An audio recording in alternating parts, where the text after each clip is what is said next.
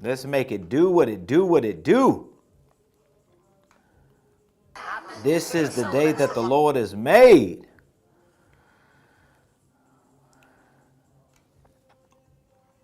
We are rejoicing and we are glad in it.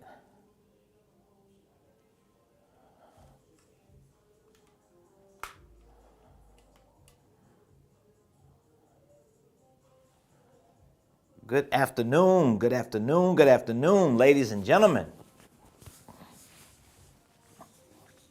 Let's go, let's go, let's go.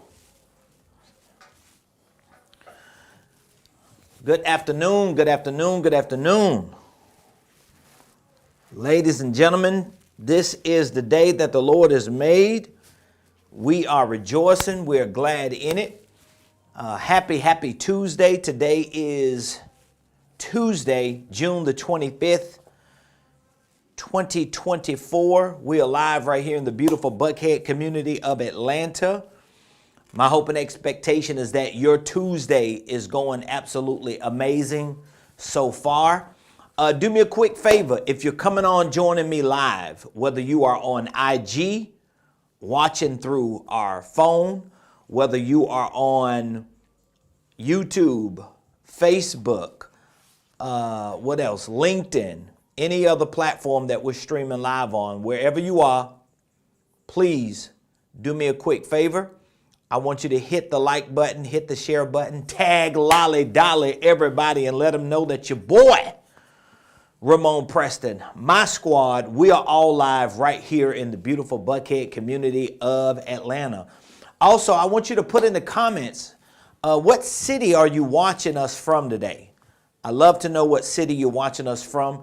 Give your city, give your state, give your locale a shout out in the comments.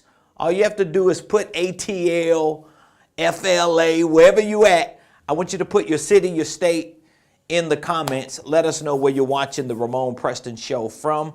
Today, we're going to be doing a little Q&A. We're going to be doing a little Q&A on holding companies. As you may or may not know, one of the main services that we offer here at our company is the service of helping people properly start and structure their holding companies, their subsidiaries, their business enterprises. That's one of the main things we do here at our company. Whether we do that through consulting, through coaching programs, or just educational courses in which we offer all three, we prioritize making sure that solopreneurs, independent contractors, W-2 employees who are transitioning into entrepreneurship, and full-time entrepreneurs, we prioritize making sure that you have your entity structured correctly. Why is that important? Well, for me as an entrepreneur, you know, one of the old church adages is if you build it, the people will come. Now, that's not always true. You could build something and it could stay empty. However, there is an underlying concept with that for you to grasp, because when you build the right entity structure, when you can make sense of how your enterprise is structured, even when you're on the come up, even when you just getting started with your business, when you can do that, I personally think, at least in my experience, it frees you up. It moves the clutter. You don't feel like you're all over the place as an entrepreneur. That's one of the things that we struggle with as entrepreneurs. People who are creative, people who have a lot of ideas. There are a lot of entrepreneurs that I sit down and talk to who have 20 or 30 different ideas. Well, if you don't understand the concept behind entity structures, what most likely happens is what? You're going to start 20 or 30 different LLCs because you don't really know that some of these ideas can be a part of your research and development. Some of these ideas can be divisions within your enterprise. And some of these ideas need to be legitimate business entities. But how you structure all that is going to weigh heavily on how clear your mind is going to be when you wake up every day trying to do what you need to do. Remember, if you're a solopreneur, if you work a job and you trying to start a business on the side, or even if you're a full-time business owner, there are certain priorities you have. And those priorities, and I want you to stay with me because I'm going to be answering some common holding company questions. So if you do have a question, I want you to put it in the chat or in the comments. But what you have to understand is, as an entrepreneur, as a solopreneur, small business owner, a W-2 employee who has a side hustle, an independent contractor, wherever you are in the broad scope of entrepreneurship, you have to make sure that you are clear on what is your, this is a term you want to remember. What is your highest and best use? So that would be a question you got to answer. What is my highest and best use?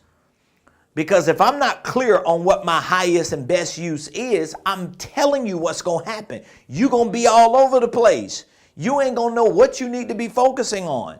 The reason why I'm bringing this up is because I talk a lot about entity structures, the foundation of a business enterprise or a business operation, because I know for me, all my ideas, all the things that run through my head, if I can centralize that in a infrastructure that makes sense to me, it just makes it easier for me to vet, to filter the things that I should be doing and I shouldn't be doing. And it helps me to stay focused on what my highest and best use is, so I don't get thrown off and be all over the place.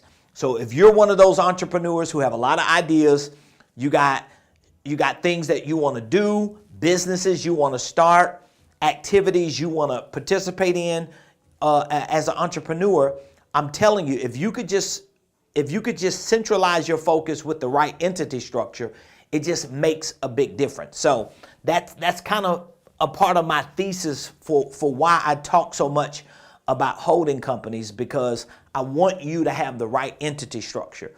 Now, is it going to automatically make you money? No, I think I've answered that question a lot of times. Just because you stand at the top of a holding company entity structure, this is holding company LLC, let's say number one, and just because you have other business entities that are structured under that, and maybe you have some smaller divisions that operate within that, just because you have that entity structure set up, it don't mean you're going to automatically make money.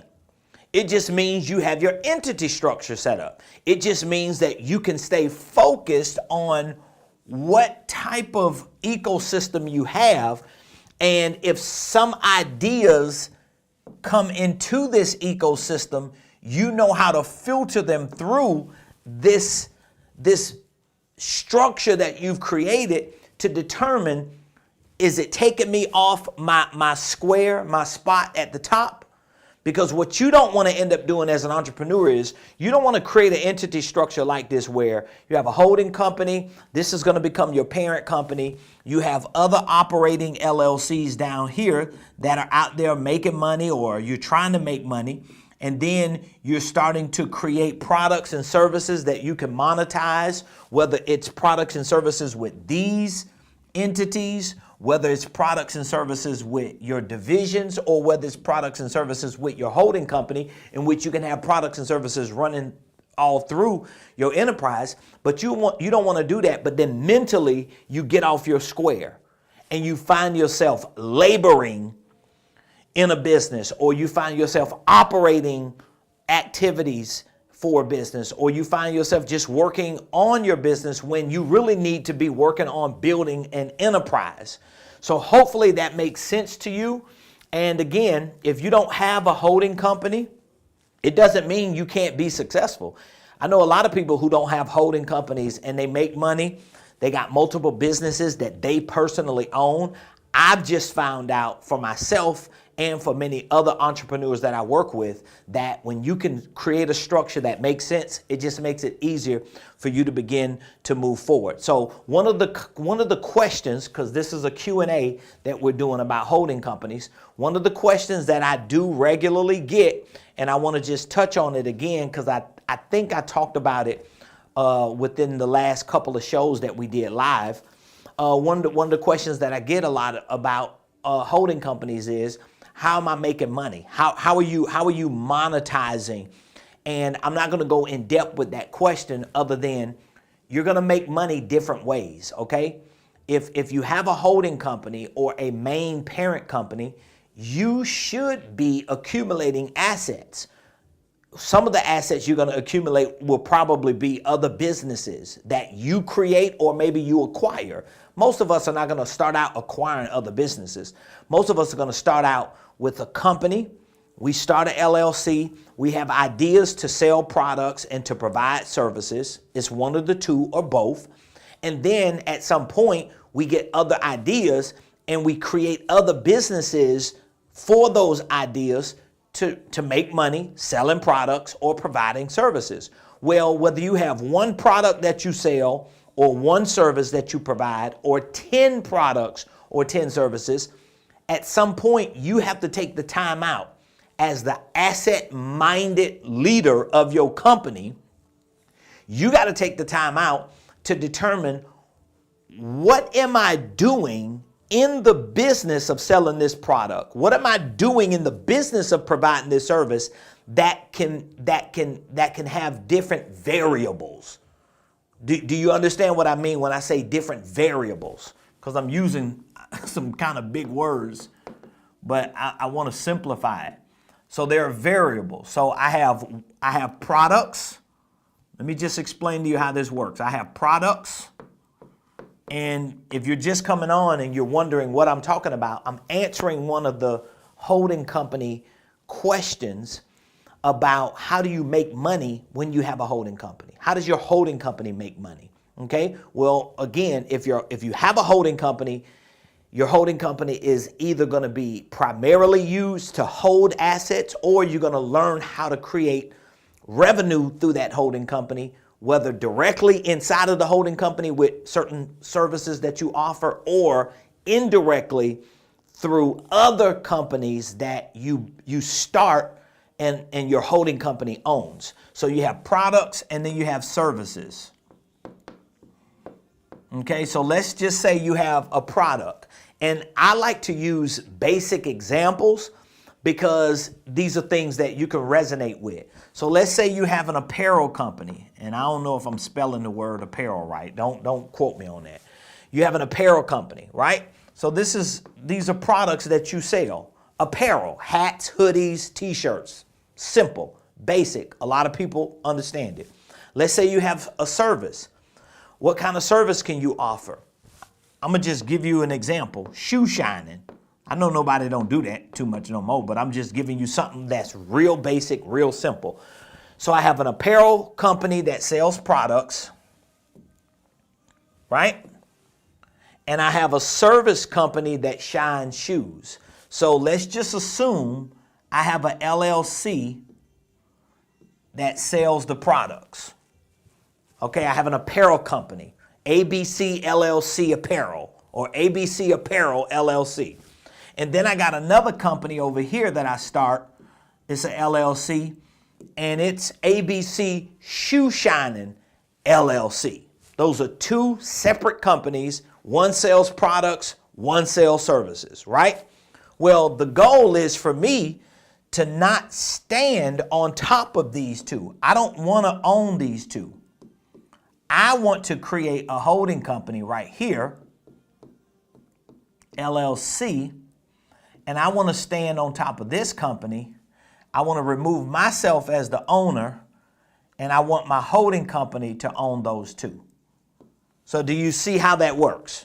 If you're tracking me just on this example, you see how it elevated me to stand at the top of a holding company that actually holds the ownership interests of two companies that sell products and provide services. Now, do I still have to sell the product? Maybe, if I'm a solopreneur and I don't have the resources to hire people, okay, whether it's an online store or whether it's a brick and mortar. Do I have to be the one to shine the shoes? Maybe, if I ain't got the resources to hire people. Either way, at least my structure is set up so that when it's time for me to pivot out and exit those two businesses, I can. But let's get back to my point of the variables.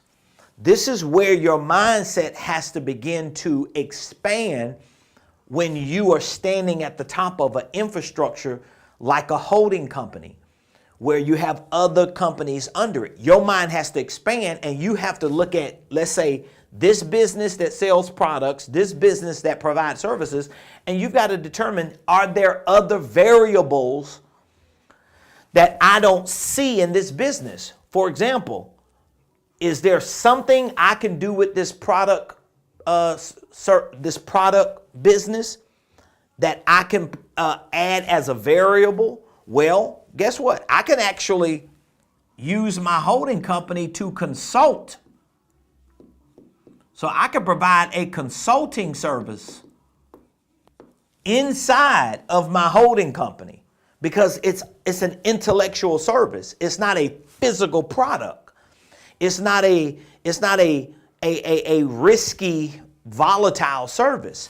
It's a consulting service, but what is my consulting gonna be? What am I consulting people on? Well, I can consult people on how to start an apparel company. I got one. I can consult people on how to get distribution, how to set up an online store, how to monetize apparel, how to outsource your logos and your trademarks. There are so many variables just inside that business where some people just get stuck on, I want to sell hoodies.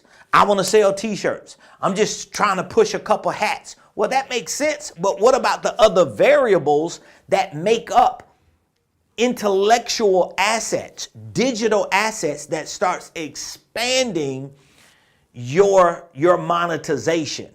So I can consult people. I can create a coaching program. And again, you might not want to do this stuff, but I would still think about the variables of assets that come with just selling apparel, because there are other assets.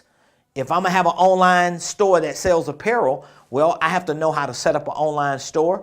I have to know how to get my logos and my apparel distributed. There's the logistical responsibility for it. There are so many different variables with just selling an apparel, a piece of apparel as a product that you can use to start layering other things that could be monetized. That's just my take on it, okay? You could do the same thing if you had a shoe shining business.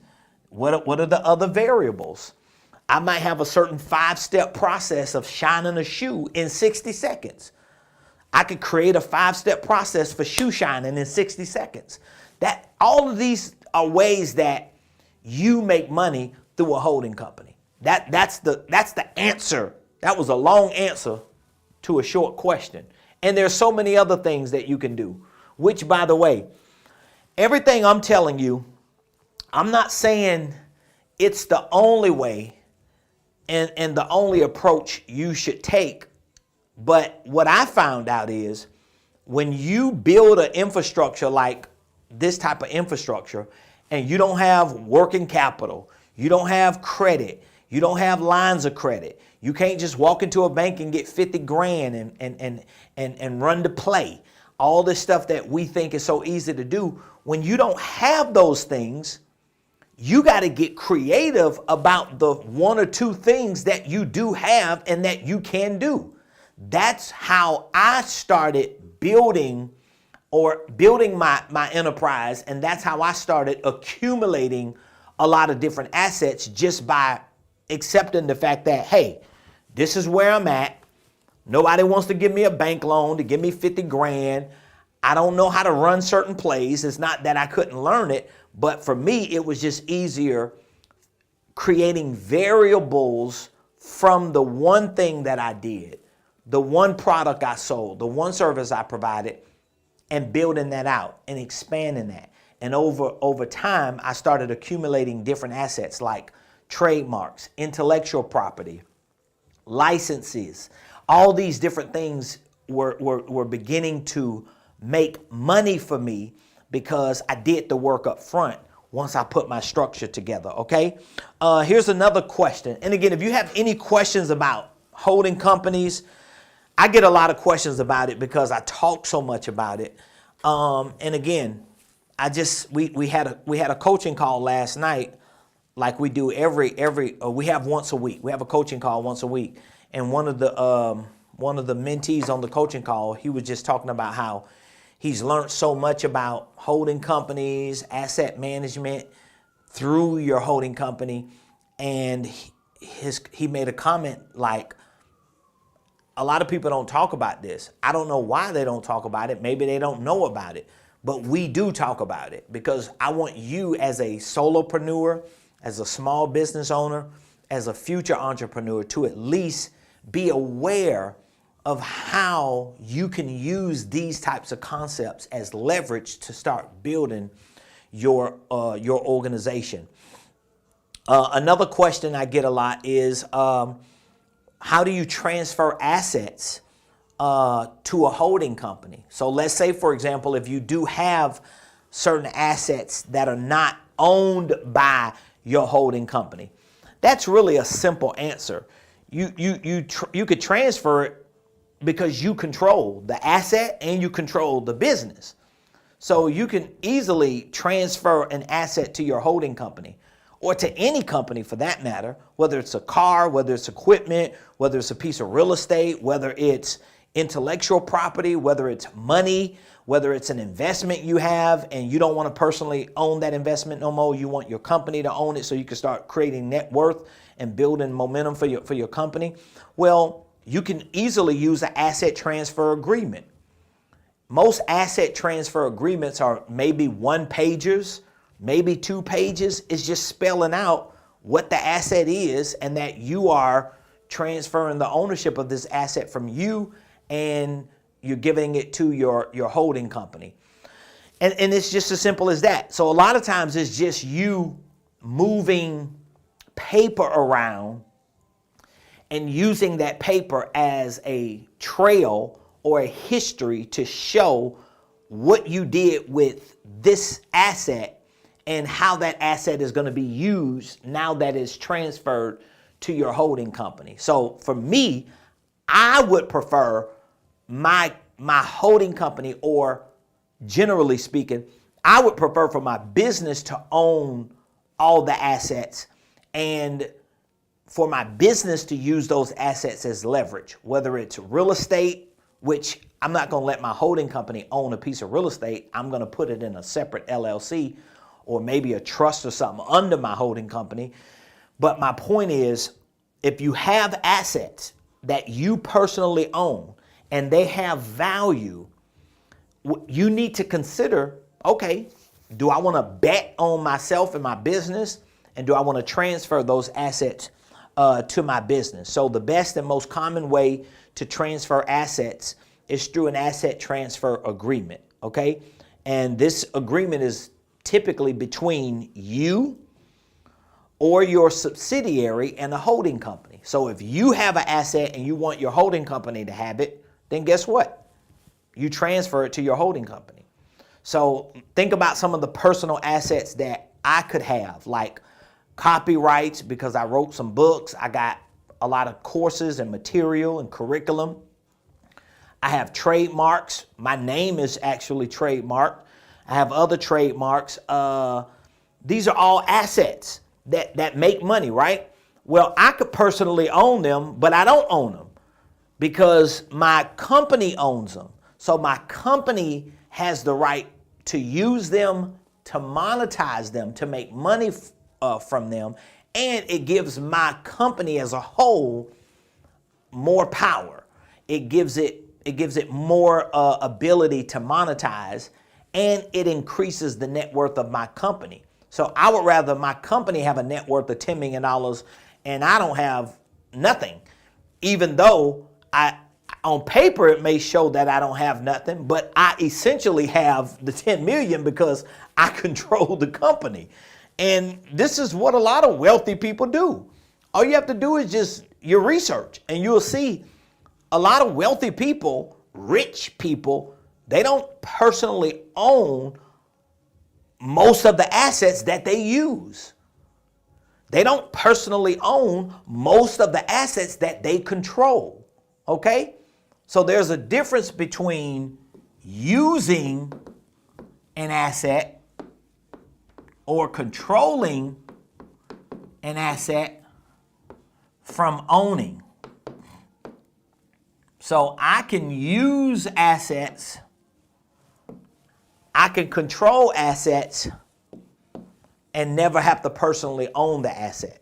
Why? Because I own the entity that owns the asset. You get what I mean? So because I own the entity that owns the asset, I can use and control it because I own that entity. That's the game, y'all.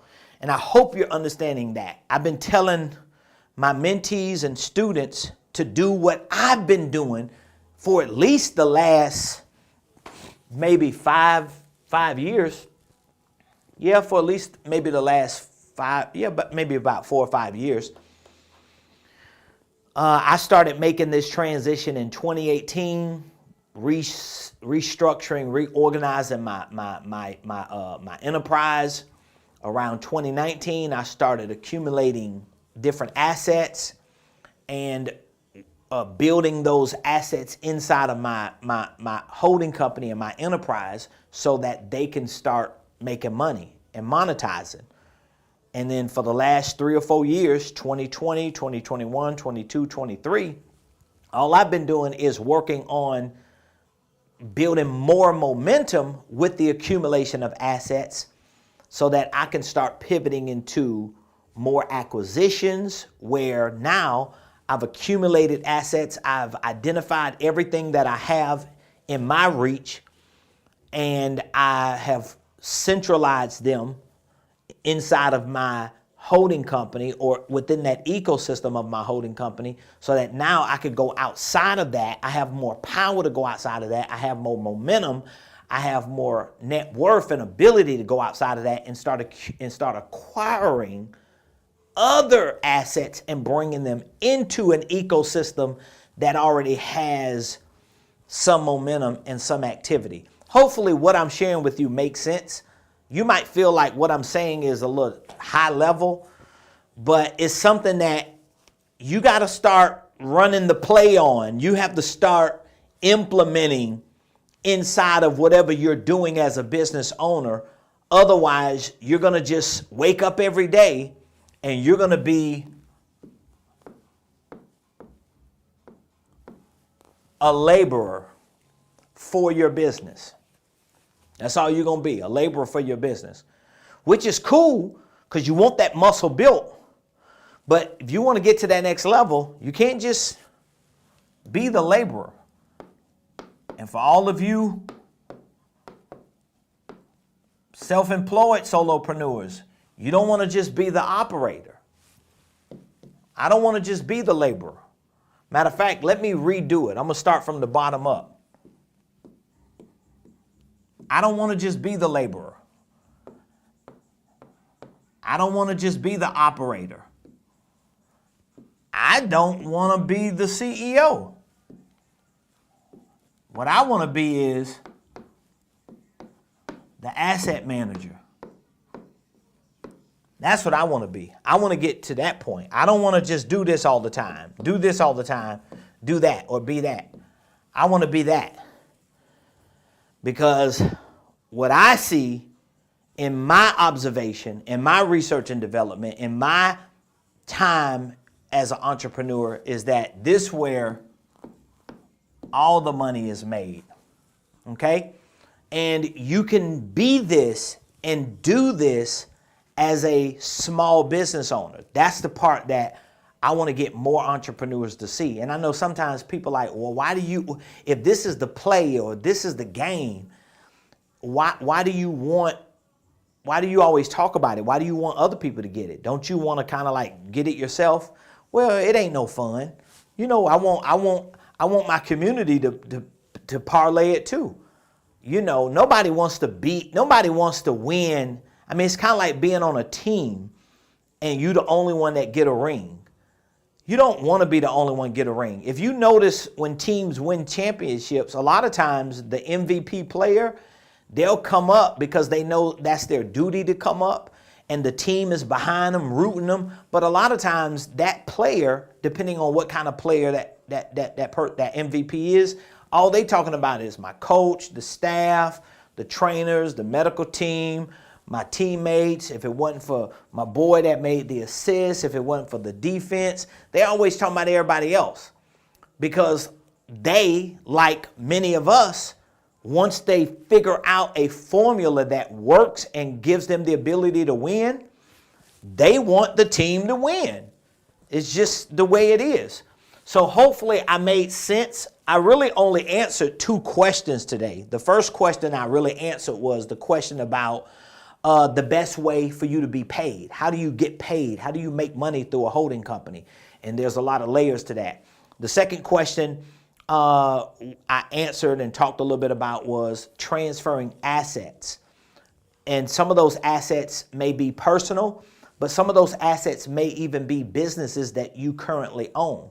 So let's say you own 2 or 3 LLCs, they're existing, but you want to set up a new holding company. Well, go ahead, set up a new holding company. And then once everything is set up and legitimate, just transfer the ownership of those existing ones to the holding company. That's just a matter of a little paperwork. That's it. A new operating agreement, new paperwork, and bada bing, bada boom, you good. Now, a lot of these questions that I answer, we also have in our courses. We answer a lot of these questions in our workshops. This is one of the workbooks for our holding company and asset management workshop. If there are any questions you have about holding companies, business systems, the infrastructure, how do you do all this? If there are any questions you have, just look inside of the description.